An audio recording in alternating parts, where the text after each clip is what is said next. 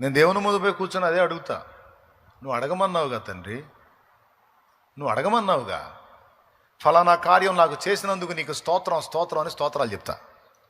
చెయ్యి ప్రభువా, ధర్మం చేయి ప్రభువా, సాయం చేయి ప్రభువా, కృపచూ ప్రభువా అని అడిగి ఊరుకోను.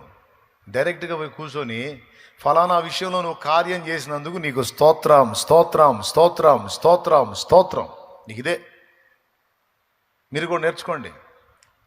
ఇయ్యయ్యా, సాయం చెయ్యయ్యా, అయ్యా కృపచూపయ్యా అని అడుక్కోవటమే కాదు, ఇచ్చినందుకు ముందుగానే విశ్వాసంతో స్తోత్రాలు చెప్పటం కూడా నేర్చుకోండి.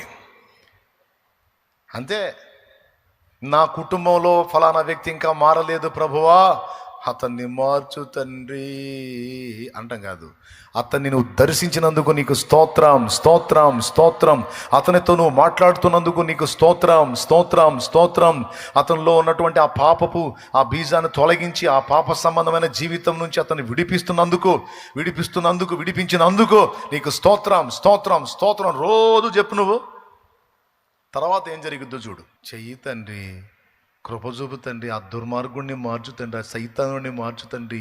పెద్ద సైకోలాగా తయారై నన్ను పీడిస్తున్నాడు తండ్రి, సచ్చినోడు కాదు బతికినోడు కాదు తండ్రి, వాడిని మార్చండి తండ్రి, అయ్యా దయ చూపండి తండ్రి అంటే సగమే.